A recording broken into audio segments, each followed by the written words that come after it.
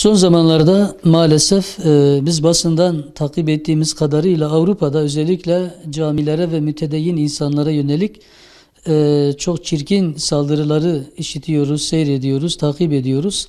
Tabii bu bir yerlere verilen bir tepki değildir. O zihniyeti yapan, o zihniyetin sahibi olan saldırıları gerçekleştiren insanlar bazı şeyleri bahane ederek aslında kalplerinde İslam'a karşı besledikleri kinin dışarıya yansımasıdır. Yani her fırsatta camiye, Kur'an'a, Müslümanlara saldırmak kendilerine bir adet edinen bir zihniyettir. Yani bu kime tepki gösteriliyor? Bugün cami ibadethanedir, Allah'ın evidir. İnsanların Rablarıyla buluştukları yerlerdir. Yani bunun savaşla, şuyla, buyla ne alakası olabilir? Bu tamamen bir yerlere tepkiden ziyade dine olan düşmanlığın tezahürüdür. Biz öyle anlıyoruz. Yani camiyi hedef almak, camiyi saldırmak, camileri tahrip etmeye, camileri yakmaya çalışmak onların neyine yarıyor? Hangi işlerini hallediyor? Hangi savaşı durduruyor? Tabi buradaki niyet çok farklıdır.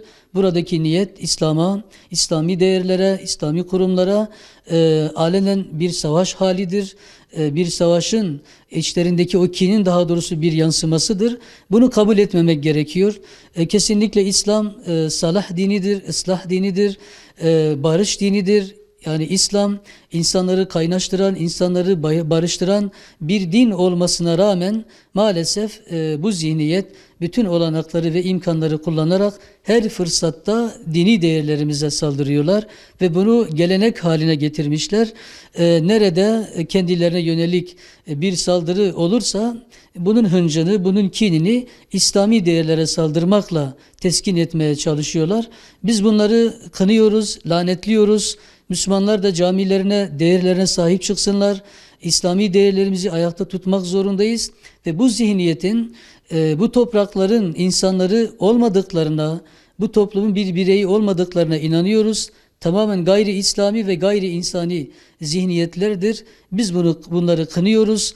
Bunları nefretle telin ediyoruz. Yaptıkları işin yanlışlığını ortaya koyacak herhangi bir açıklamada bulunmuyorlar.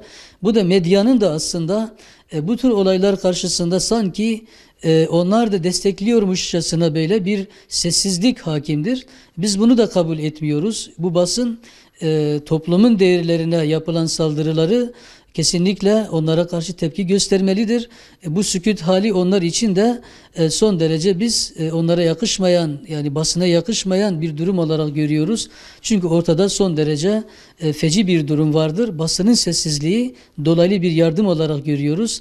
Basın buna tepki göstermelidir ve bu zihniyeti lanetlemelidir diye düşünüyoruz.